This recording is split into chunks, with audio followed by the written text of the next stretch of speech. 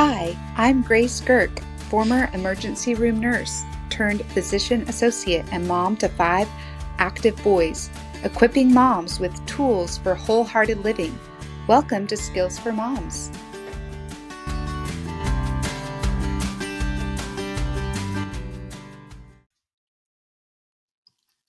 Hi, Misty. Welcome to the Skills for Moms podcast. We're so Hi, glad I'm to so hear. glad to be here. Oh, thank you for coming on the show. Yes, it's very exciting to be able to speak about all of the things myofunctional therapy. Yeah, well, I just want to give our audience a little introduction to you. So, Misty, who's our personal therapist for 2 of our children, she has 30 years of experience in the dental field and also a background in dental hygiene. You're passionate about helping your patients live healthier lives. You're the only therapist in East Texas who is certified by the International Association for Orofacial Myology, and you treat a variety of dysfunctions, including tongue and lip ties, thumb sucking, nail biting, tongue thrust, TMJ, open mouth issues, you name it. You also help people with breathing issues, also functional nutrition. Misty also has her certified functional nutritional counselor certification and then her functional nutrition lifestyle practitioner certification. So you are so well qualified. You also have your own business, East Texas Orofacial Myology, where you see patients in person and virtually. And you came highly recommended by pretty much every top dentist and orthodontist we consulted in the DFW Metroplex. So we're so glad to be connected with you personally, Misty. Well, likewise, very flattering that that you trust me. I appreciate that to take a part in your children's growth and development. So it means a lot to me that you place your trust in me. So thank you. Aw. Yeah, I would love to hear more, just a little bit about your background beyond the professional side. Like, what gave you this passion for this area and why do you care about it? Something that many of us don't even know exists. Exactly. Well, like most of us, if we fall into something, we have a personal experience. Mm-hmm. And I look back on my journey and being adopted, never having the opportunity to breastfeed, Mm. really kind of set the stage for my oral development. And from what I can recall, I was on the bottle too long. Mm-hmm. So that kind of set me up for some malocclusion and so I have a pretty long journey of just a personal history with Yeah. orthodontics and jaw surgery, Mm-hmm. and then a second round of orthodontics, and also with my child. So Mm-hmm. he, looking back, I didn't know the things that I know now. I mean, he's grown now, so I can put all of the pieces together to understand why we struggled so Yeah. much. So, yes, it's very personal. And when I took my first course in understanding what these disorders were, I was still working in the dental office, Mm-hmm. and it was like the light was just it went on. I cannot go back to the dental office Yeah. and see patients the way I used to. There is a reason behind the dysfunction. Yeah. And so that's how my journey began. Wow. Wow. Well, I can really relate, personally. I went through jaw surgery. I had 2 rounds of braces.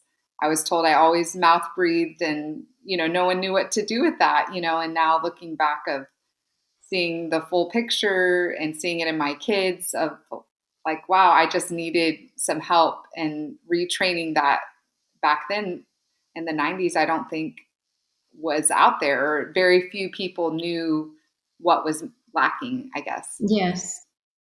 I've heard so many of these big words recently that I'm trying to dive into myself. Myofunctional, craniosacral, myofascial, and sometimes they all just blend together. So could you just define in a simple way what is myofunctional therapy?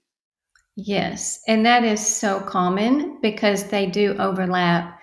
So I would say defining myofunctional therapy is working with all of the muscles that we use to breathe, eat, speak, chew, and swallow with in the oral phase of the swallow, which also includes oral habit elimination. So that's where thumb sucking, long term pacifier use, and nail biting, and all of those habits come into play.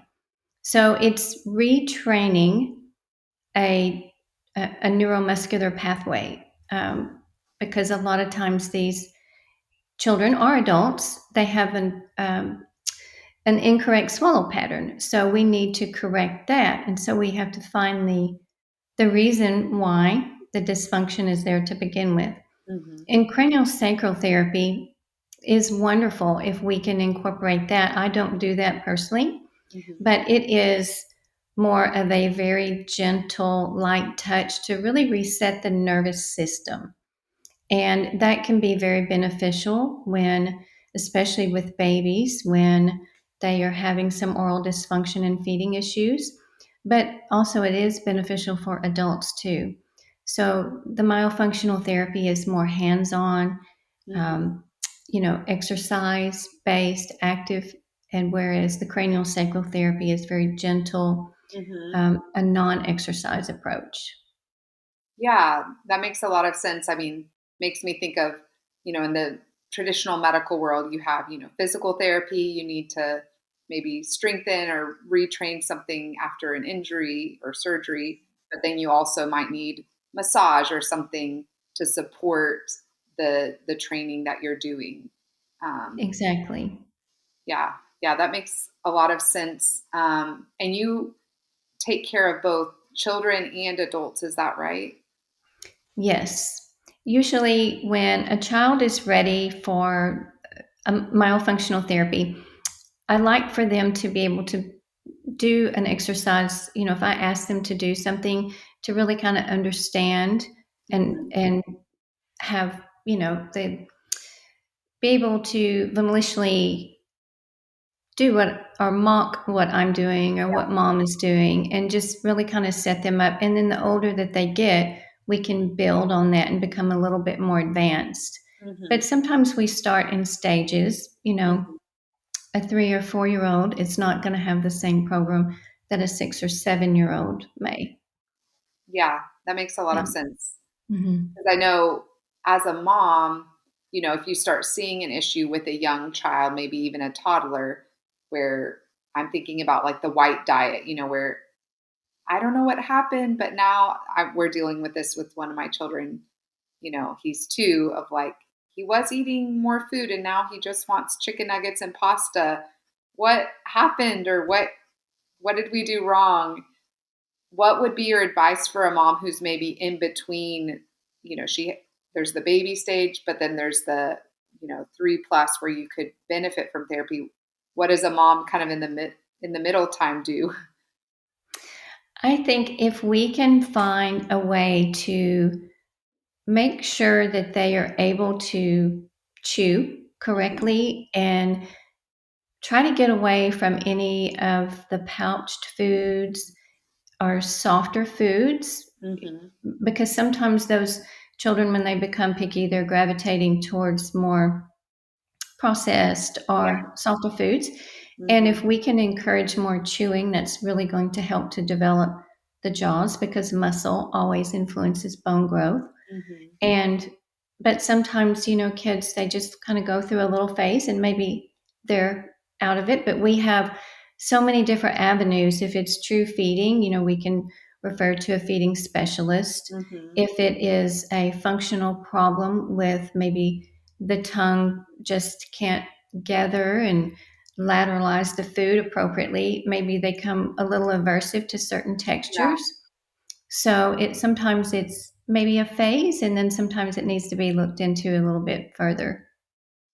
Yeah, so it sounds like some things a young mom could do, really thinking about chewing with the kid, not having pacifiers. Do you have certain limits on where, I know even pediatricians will say after 1, don't do a bottle anymore and things like that. But then it's almost like as long as you don't do those two things or you don't suck the thumb, you can kind of think, oh, I guess my kid's fine. But I guess for me and with my kids on our journey, it feels like just doing those things alone, no bottle at one, no passy, or no thumb sucking, you could still have, dysfunction. So, do you have any good takeaways or things a mom could do right now, who has a young, maybe toddler? Yes, I would say the most important thing is getting the tongue in the palate because that is going to guide the jaw to grow forward and out, which is also going to support the airway and increase the nasal space.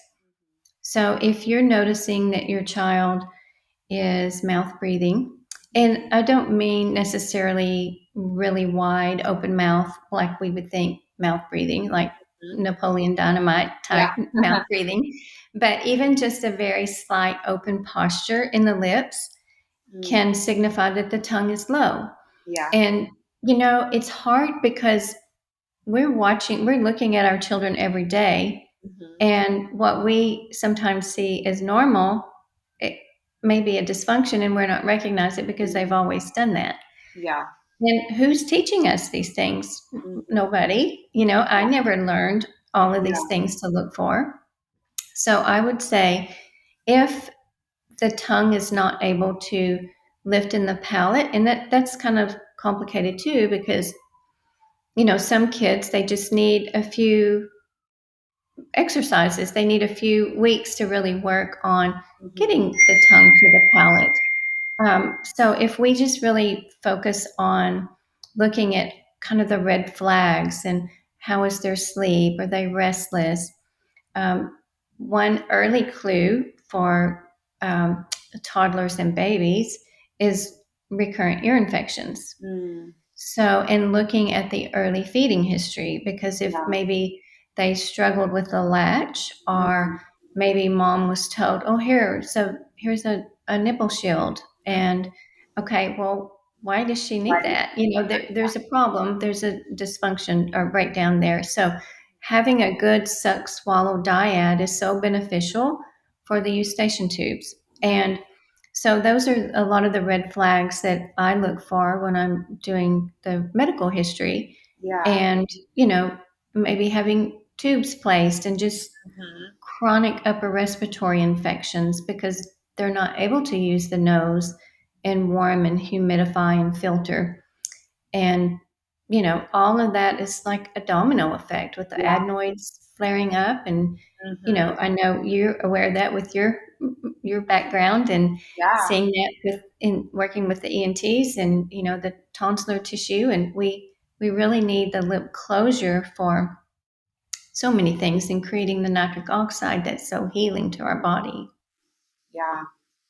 Yeah, that reminds me of, I think you have it in your office, James Nestor, his book, Breathe, as a Yes. good starting book of if you've never even considered why, mouth breathing may not be beneficial. Or like you're saying, maybe it's not a super obvious mouth breathing like Napoleon Dynamite, but it's just a subtle thing. And then all of a sudden, the whole if you're not using it, you lose it. Like we learned in my ENT training, when a patient has a tracheostomy, a hole to breathe for a medical Mhm. reason in their neck, after I think it's only a few weeks, their nose completely occludes. Not because it's nothing's Oh, wrong with it, but just that's the body. The body can only breathe through here.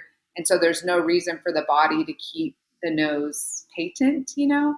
right. Um, so yeah, that's a really good, I don't know, feels like an aha that we don't talk about enough, the nasal Right. breathing. Yeah. And I try to tell my kids, I try to make everything fun and it's like, okay, let's think about what our nose is used for. And I have them tell me, smelling, breathing, and it's okay. Well, so what do we do with our mouth? And then, try to get them to talk about, all the Yes. things. And then like, okay, so let's think about this. We breathe through our nose and we eat with our mouth.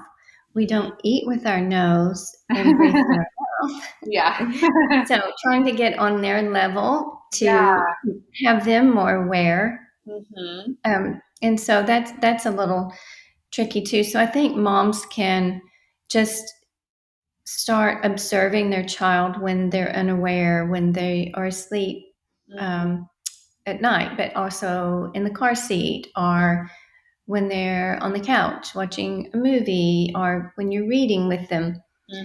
Just really taking a look at their jaw posture. And if it's low, their tongue is most likely low.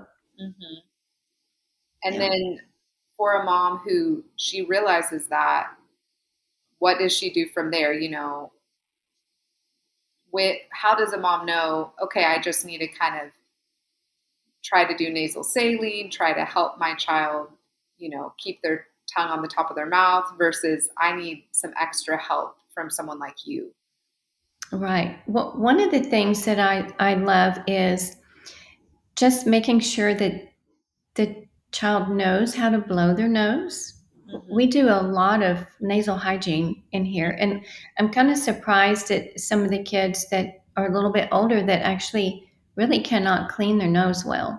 Hmm. And maybe they're fearful of nasal sprays. So I always say if they don't like the spray, then use the infant drop and drop that in their nose, even if they're older. Yeah. And I really love the X Clear, the XLEAR brand. Uh-huh. Yeah. And that is so helpful in resolving inflammatory issues and all of the things. So if that is not working and mom has been to, her primary care physician or ENT, someone, an airway specialist to take a look and they've ruled out, airway obstruction, then I would say I like to work with just having them think about their food choices Hmm. and maybe incorporate something that they really have to chew a little bit more. And if a child is still aversive to trying a new food, then maybe we do more chewy tubes or, Hmm. and those are pretty easy to come by, around $10. Yeah. And, just have the child really chewing and really working those muscles of mastication. And then Hmm. hopefully that will encourage them to, feel better about grabbing for something like a raw carrot or an apple. Yeah. But, just working, having all of the muscles working together, the facial muscles, the lips, and the tongue. But if it's prolonging for an extended period of time, then I would say it would be important to have someone do an oral evaluation and look for tongue range of motion. Look at the airway. A lot of times it is the airway. These kids are afraid to swallow because they're afraid they're going to choke. Mm. So just making sure their palate is wide and it's being supportive for the swallowing phase. Okay. Yeah, that makes a lot of sense. And I mean, it's something I feel like right now, personally, we're working through in our home of, you know, we mentioned when we were seeing you last, I think one of our kids was kind of chewing on his shirt, and you had recommended, well, he could get a, safe silicone, kind of like a chew toy that he could use temporarily to kind of nix that habit. And then you're chewing on something hard that gives that, stimulation that he needs. So then we're not doing this bad habit. And I think I've just seen how quickly these bad habits can develop, and it's hard to kind of catch it early on. Like with one of my kids, he had two bouts of adenoiditis, and it basically blocked his nose. But because of that, it caused even more inflammation. Then his tonsils swelled up, and then he ended up needing his tonsils out because he really couldn't breathe at night. And it was kind of past the point of just doing therapy to get better.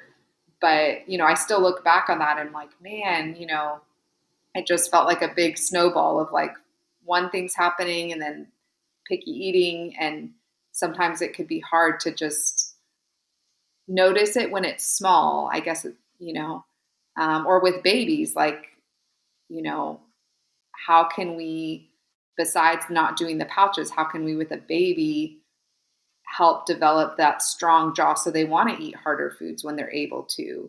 My baby's about to turn 6 months tomorrow, so that's on my mind as well. Um, Anything to speak into on that?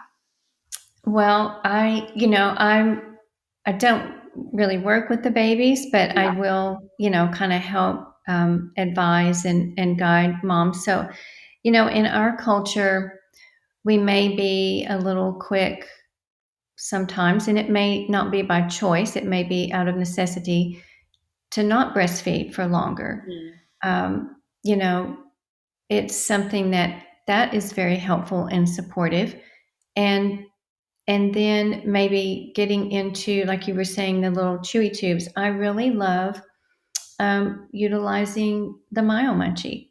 Hmm. But I also have another little tool that if moms can't afford a Myomunchie right off the bat, there's a little tool. It's the well, I have it here. It's this, and they keep changing the name, but this little brilliant, it looks like a half little munchie, and it's $5. And, Yes. that's really a great tool for Hmm. the toddler age that is supportive for chewing, because a lot of times they're sensory seeking. Hmm. And if the tongue isn't reaching on the palate right behind the front teeth, where we need it to rest, a lot of times they start to chew on things or become very, Yes. oral, and we early on, that's great for the oral development, and the child needs that. But then when it's chronic, like Yeah. if you see infants or toddlers that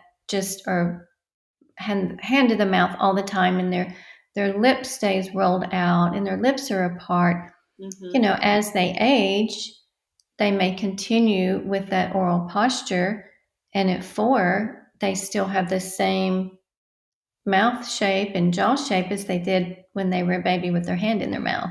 Mm. Yeah. Um, So, like, when we get to that age where I think, because we have myomunchies for our family and have really been trying to implement those, doing time where it's just a little kind of retainer that you chew on and then you can keep in your mouth to keep your lips closed and nasal breathe. But being like, okay, instead of giving my 6-month-old his pacifier, we took that away. Now you can chew on this little safe chew toy. I mean, that's kind of a small thing we've done different than with our last child, of like, let's get rid of the pacifier sooner and give them kind of a better alternative that's going to help gear our baby for chewing food as he's getting older. Um, so yeah, I love that there's like a continuum, because like you said, it feels like it can be expensive, if you have a lot of kids and you haven't bought in. Why would I buy a $90, shoe thing, but maybe starting small and working up. yes. And another thing too is, I want to point out that there's a time and place for a pacifier. We know that there's research that Mm. is supportive for SIDS. Yes. And I always want to ask if there's a continued pacifier habit. I mean, a lot of times we think continued pacifier habit might be, you know, 1, 2. Hmm. I've had children that are, preteen, that Wow. still have the pacifier. 12-year-olds. Wow. And as soon as they, leave school, they have to have the pacifier. Wow. And so my goal is to let's find out why. Why is the need? Is the need they can't get the tongue to the palate for that sensory input that they need? Is it trying to move the tongue out of the airway space? Is it trying to open the airway? So I think I don't want moms to think, oh, I should never have given my child a Yes. pacifier. But we just know that long term, it creates a lot more sucking in the front part, and we really need to work more chewing posteriorly and working our muscles. And that is going to help with the oral phase of the Yeah. swallow. Um, yeah, that makes a lot of sense too. And it kind of ties right in with tongue ties. I wanted to touch on that as well. Because my understanding is if a person can't naturally keep their entire tongue on their palate, you're going to have a sensitive gag reflex. You're going to, um, not be tolerant to foods and things touching the back of your mouth because you haven't been used to that sensation from the tongue. And so I know tongue tie can be kind of a big topic of a lot, Yes. if you, mommy blogs or Facebook, it's, so much talk about both in infancy, but I think also as kids are getting older, do I need to get some sort of release to help my child speak better or, like you're saying, eat better? So I don't know, could you just start to touch a little bit more on where to go with that? Yes, it is such a hot topic. And, thankfully, we have more and more research to support recognizing and how to treat tongue ties. I would say where a lot of misconception can come from a tongue tie is moms will say, I think my child has a tongue tie. Mhm. Maybe we just get that corrected and that's going to fix everything. Or I even have that same issue with adults. Mhm. They just want to correct the tongue tie, but it really affects the whole body from head to Yeah. toe. Yeah. And I would say if some of the warning signs that I always, or red flags, I should say, that I look for in my evaluation would be a lot of the picky eating. And then we're very specific on how we can measure function and Mhm. range of motion of the tongue now, from the tip of the tongue to the middle part of the tongue. And so thankfully we can look at that, and then we can look at the compensatory patterns um, during movement, whether it's jaw movement, speaking, chewing and swallowing, because a lot of times if there's any tethering, then there's definitely compensations, either a forward, what we used to call a tongue thrust, or lisping, things like that, that you could maybe visibly see the tongue being forward, but maybe these are the kids that struggle. Maybe they're messy eating. Maybe they swallow a lot of air. Maybe they, they just are selective on certain food groups. But looking at how they can do all of the shapes with their tongue is important to really dive into the function, and then we can send to a tongue tie release provider that understands the function, and then we can proceed from there. But it's just having a release is not correcting the problem, because Mhm. if you've been tethered for however many years, Yeah. you've created one pattern that you could only do. And then having the release, we have to learn a whole new pattern. Mhm. So, really, after the release, then we go through, just making sure that it doesn't, get tight, and we go through the aftercare management. But Mhm. after that is healed, then we really need to start working on forming new patterns and habituating those. So it can be a little bit overwhelming because it's not just a quick fix. But having the right team that understands the function, it's easier to go through that and not have to do that again later. Yeah. So really, it has to be, I mean, similar to, I would say, other people, if you get a surgery, people think, oh, I got my ACL repaired or something. And then they just think, oh, everything's great.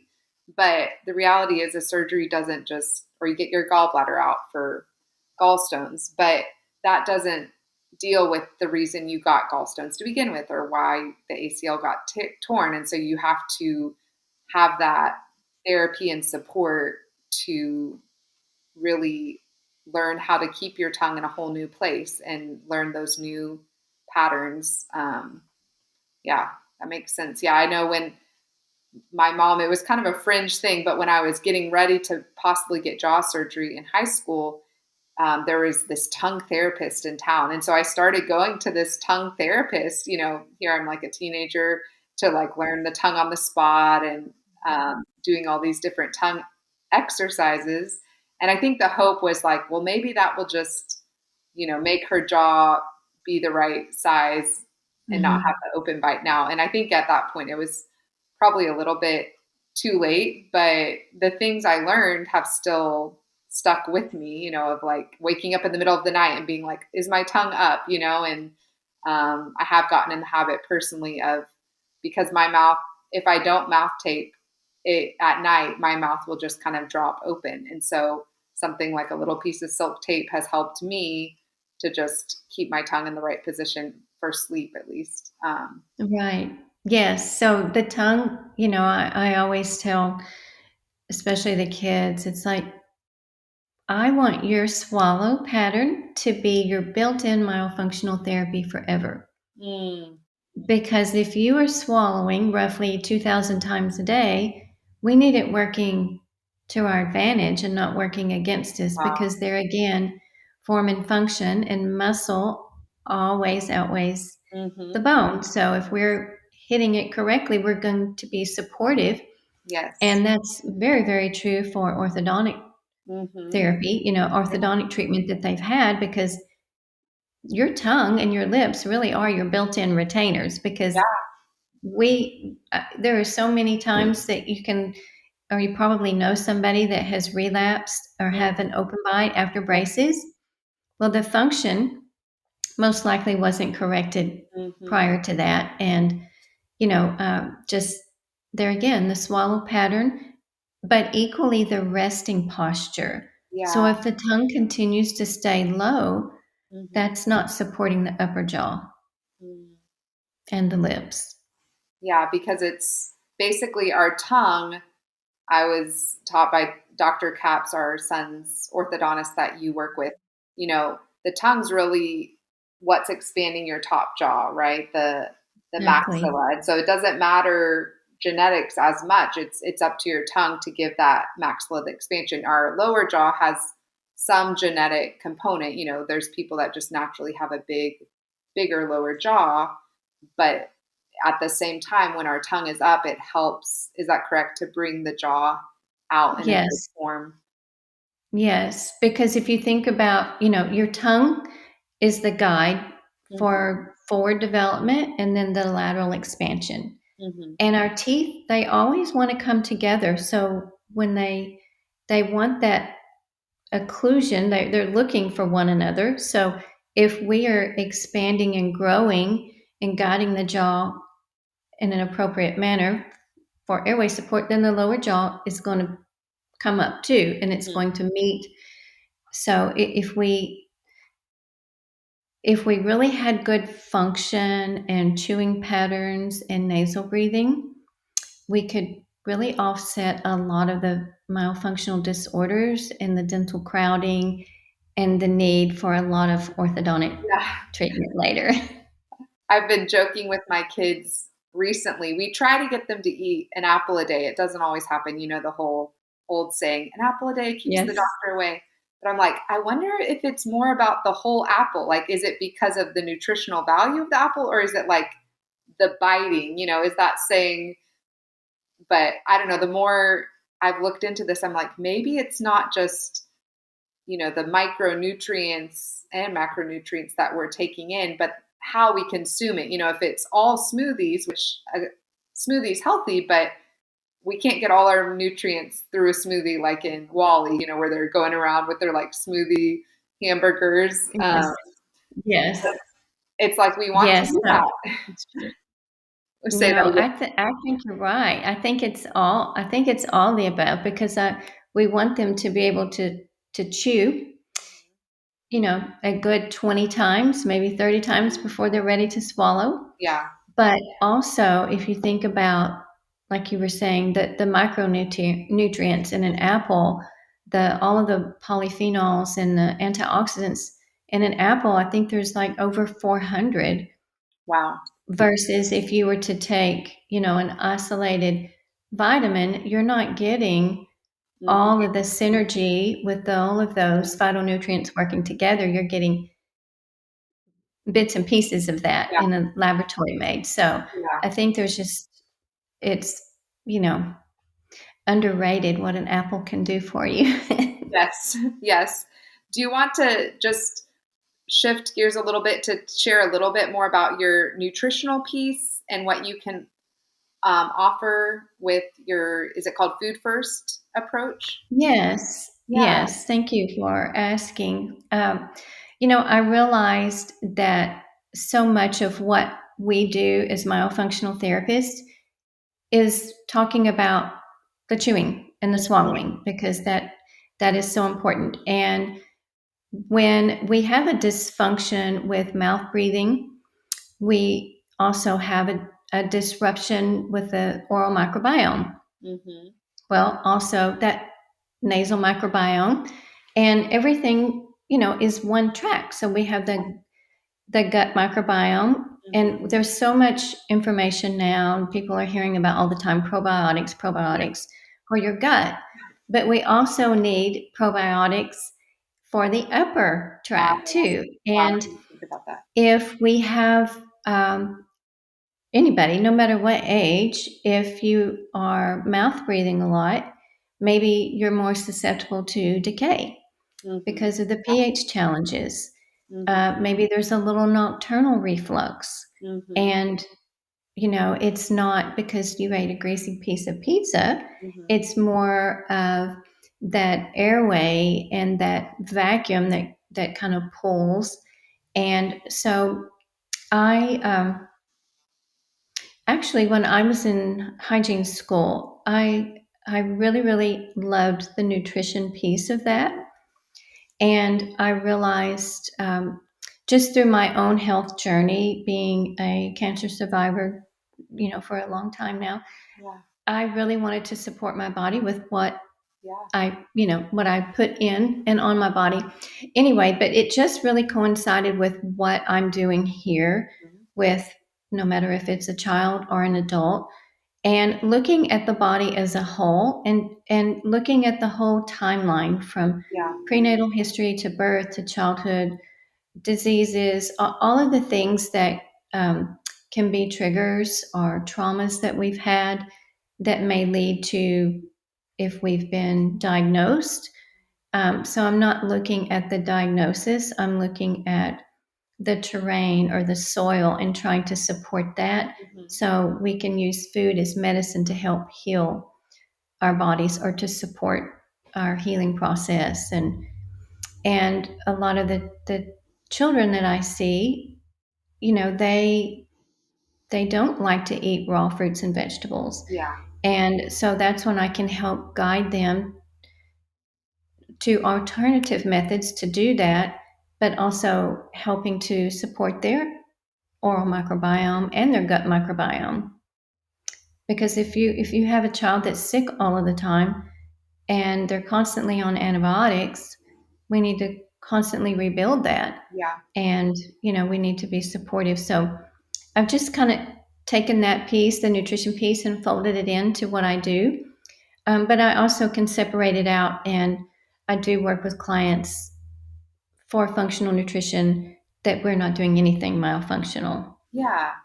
Yeah. And you even can offer supplements like I took them growing up, Juice Plus, or things where if maybe you're not all the way to the kids eating the raw fruits and veggies, you could have something in a pill or gummy form that could help kind of be a bridge, if you will. Yes, it just bridges the gap between what we can or don't eat.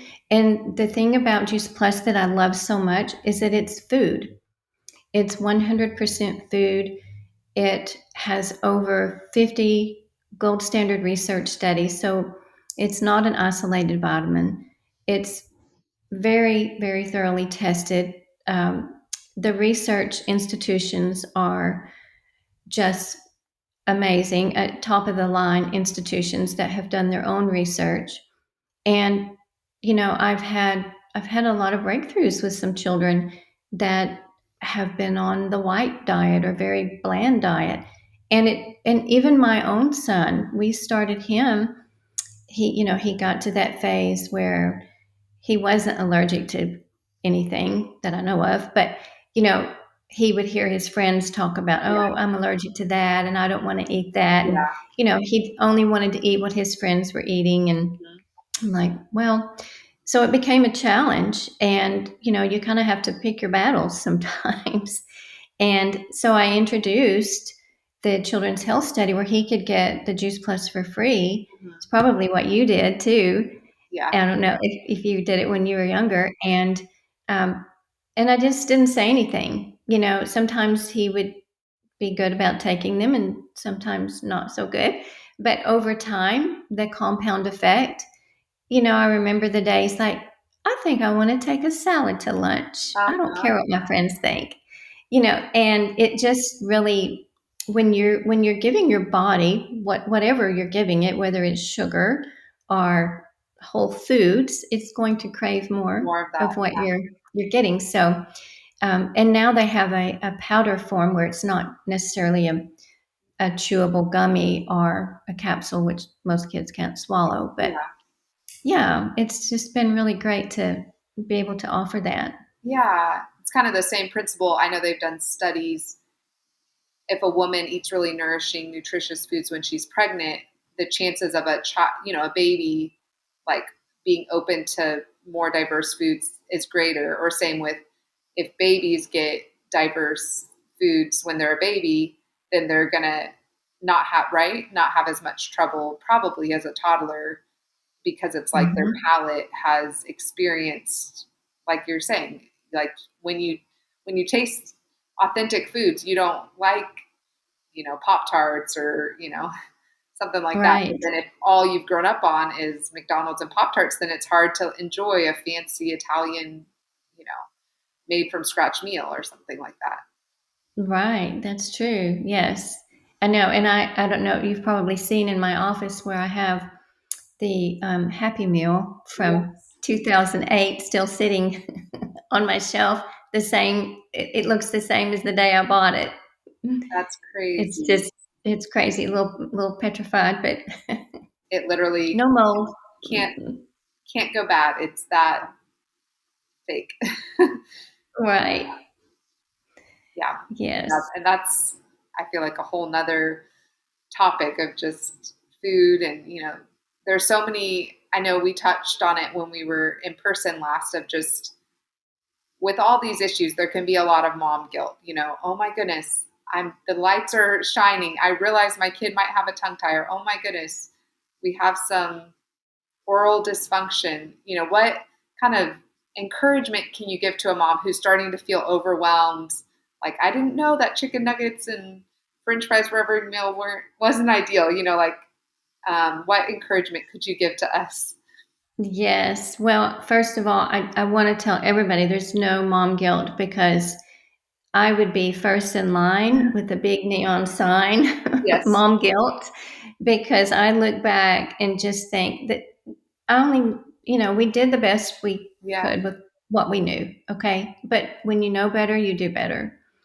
I mean, I remember early in the dental office cleaning kids' teeth, and I would give them a free, Happy Meal Yeah. coupon. Yeah. I mean, but there's no mom guilt because, and some mom, I want to meet you where you are, okay? Because maybe that's the only thing that your child is eating is chicken nuggets. Hmm. Well, okay, we can start slow. We can make one simple change and let's find out what works and maybe it may be different therapies. Maybe a lot of times I may need to kind of say maybe you need to see this person first and then come back to me, Yeah. or so I don't want anybody to think it's too late for your child. I have adults that are in their 70s that I'm seeing, and it's never too late to breathe better, Mm. right? Yeah. Or to improve our oral health, are our nutrition, Yeah. are our sleep and breathing. Yeah. And that's, yeah, so encouraging to hear that you even have elderly patients who are like wanting to make improvements in their life. And so it's kind of just like maybe doing the next thing. Like maybe it's buying that chewy tube, like you said, or just being more aware, having that awareness. Do my kids have their tongues down in their mouth? Are they breathing through their nose with their tongue up most of the day? Um, would you,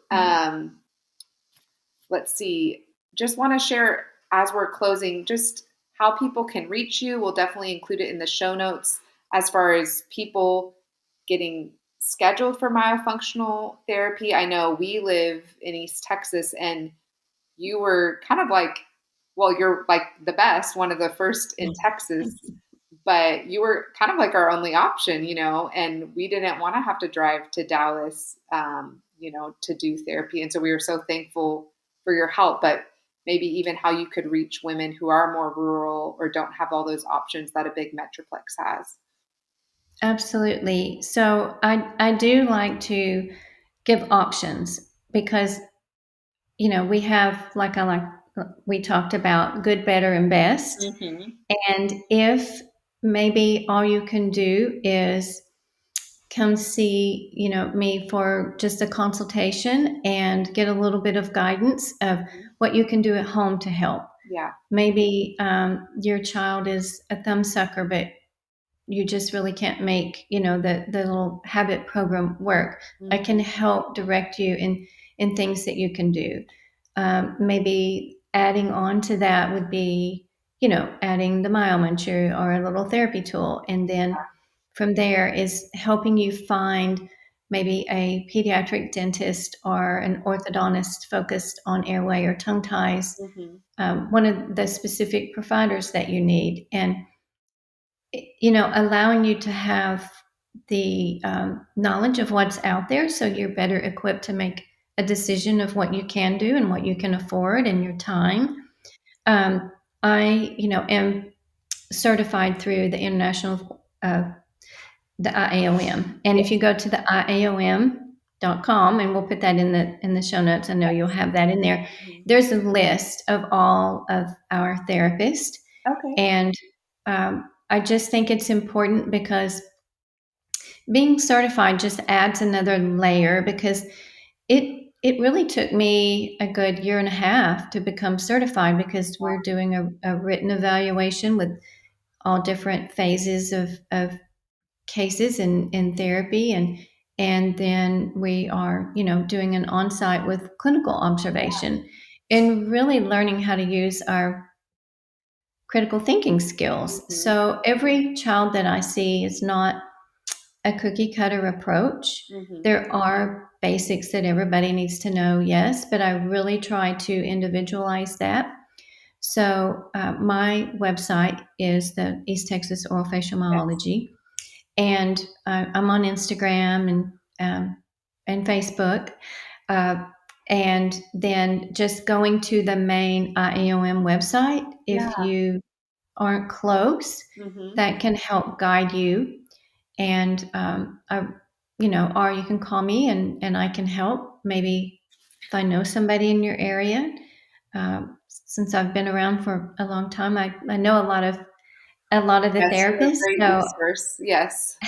I can help direct. Yes. But yes, I can do teletherapy, Mm-hmm. and maybe you live not too far away, but far enough that it's kind of complicated to drive all of the time. Maybe we Yeah. just do every now and then in the office. Mm-hmm. So, yeah, as long as, the internet is good and, we can, COVID really made that happen. Yeah. So And it we feels got like, really good. with an older kid, it's not as critical. Maybe a 3-year-old would be more challenging on the computer, but more training for the parent to do it with Yes, the child. Okay. Yeah. yes. And then I don't know, is there anything, thank you so much for your time today, Misty. Anything we haven't talked about or that you would want to just share more about in closing? We're going to Yes. include, all of your information in the show notes. as well as like I believe a discount code for people who are interested. Yeah. I don't know. Maybe I got a little sidetracked a while ago, but we were talking about. Did we talk about when I gathered my habit cases and No, was I wanted to talk about that. Yes. Yeah. Could you share okay? with us more about the tongue tie Sure. research you did? Yes. Yes. Actually, it was. I gathered a group, well, 300 of my Wow. previous non-nutritive sucking habit cases. So pacifiers, thumbs, fingers, all of the things. Yes.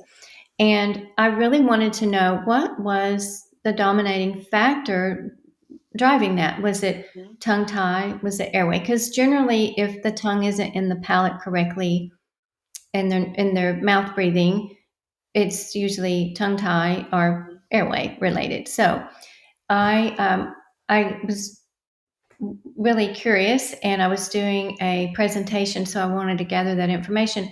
And over 88% of those non nutritive sucking cases were airway related. Now, there was a big overlap with airway and tongue tie over, 50%, but just the tongue tie alone, it was still under the airway. The tongue tie alone was about Wow. 67%. Wow. So, you know, airway is a it's a really big issue in our craniofacial jaw growth and development. Hmm. So, I think the most supportive thing that mom can do is ensure nasal breathing, Hmm. whether you need to see an allergist or take more of a homeopathic or natural remedy. Find Yeah. some way that you can mitigate. Maybe it's looking into mold, but don't be overwhelmed, Yeah. because I feel like it can be very overwhelming. Mom comes in here thinking their child has one thing, and then we're discussing a whole long list, Yeah. and it can be very overwhelming. So, one step at a time. Yeah. Okay. And if you, as the mom, you're your child's best advocate. And I love the fact that we are in a season, in a culture now that moms are doing the research. I never asked a question. Just do what the doctor says. That's it. Yeah. Never. And looking back at that, I can see some gaps. But now moms are really driving that ship. So Hmm. if you're dismissed, if you're told they're going to grow out of it, maybe that's because the provider doesn't have the answer, Hmm. and the default is they will grow out of it. Um, Maybe it's time to dig a little bit deeper and continue, because if you know your child isn't sleeping well, their mouth breathing, their crowded teeth, they're, the tide is shifting with early orthodontic intervention. I have a lot of kids that are being treated with early orthodontic intervention by great pediatric dentists and orthodontists, in the before the age of 7. Yeah. And so I would say just keep researching and don't feel like you're made like, I don't know why I was thinking that, like my doctor just dismissed me. But if you really feel it, something's not right with your child. Just keep asking questions and maybe, not to find the one that you want to hear, but just do a little bit more investigating to make sure that you can find the right provider to help support you, because it's never normal to snore. Okay. Yeah. And a lot of times that's dismissed, Hmm. and we want to make sure that cognitive function and all Hmm. of the things are supported. And the other thing, big thing that I have, not that I'm treating it, but is bedwetting. Yeah. And oh well, that they'll grow out of it. Well, when It's they're a sad 12, mental thing. Yeah. that really is affecting their social life Yeah. and their self-esteem, and no, they're not growing out of it. Yeah. So dig a Yeah. little bit deeper. Yeah. That's, I mean, been a lot our story because I had jaw surgery I had another family member who had jaw surgery. So it's like, I do not want my kids to follow in my tracks in that way. And so with one of my children, we did an early consult for early orthodontics. And the orthodontist, more traditional, just kind of laughed at me. I mean, I brought up some of these words, myofunctional or this or that. And, it's like he had never even heard of it, and so he just, oh, he'll be fine. Just wait till he's 12, and I'm thankful that we had some friends and people like you who I was able to ask some more questions to, not necessarily that he's doing a bad job, but just, okay, I think in my case with my child, we're going to do something differently. And, I feel like it's similar in the medical field, something's kind of frowned upon or people don't care, like smoking in the past or aspartame, and now it's kind of, oh, common knowledge, smoking's not that great for you, or, oh, don't be doing that sweet and low, but for so many years, people would just say, oh, there's no big deal, I mean, that was kind of in the ENT world. We do sleep studies. We try to make sure someone doesn't have sleep apnea. But if they mouth breathe and don't have sleep apnea, it's like, well, I think they're fine. Everything's good, And that's just kind of, the traditional Western approach versus more of a functional medicine. Like, okay, this issue isn't as big as sleep apnea, but there's still something there. Like you're talking about the airway.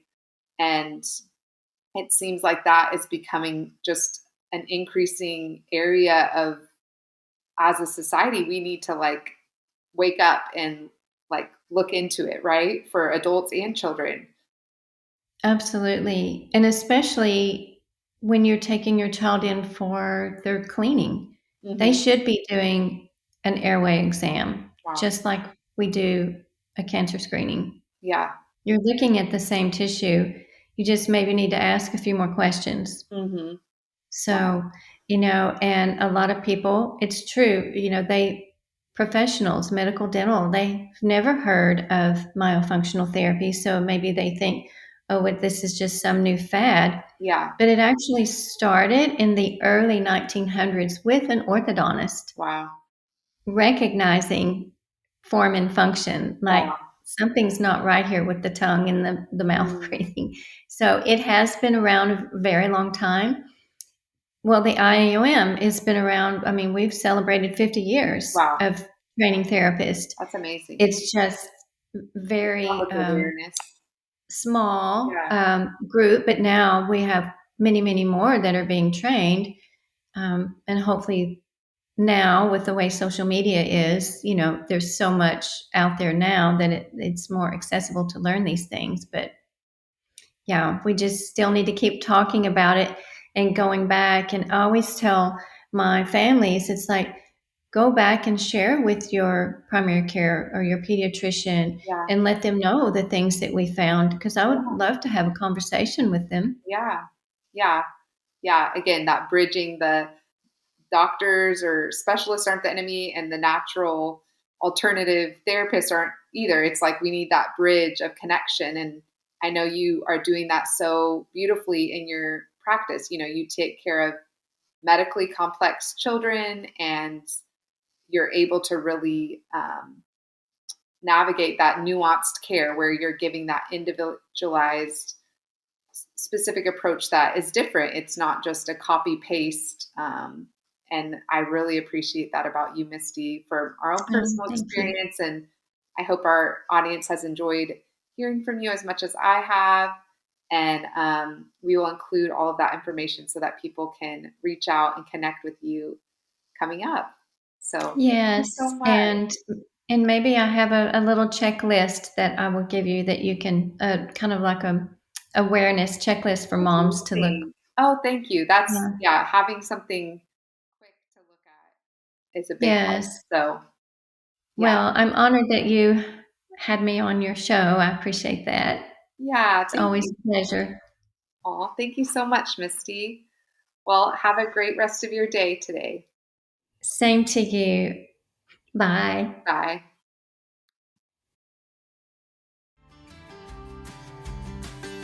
This is not medical advice and is for general, educational, and informational purposes only, and should not be used as a substitute for professional medical advice, diagnosis, or treatment. Listeners are advised to always consult with a qualified healthcare provider regarding any medical condition or treatment plan. This information is for personal use only. Rather than asking you to comment or subscribe, we want to encourage you to share our channel with others if you found this helpful. We are committed to nurturing face-to-face relationships and encourage you to be known and seen by those in your world.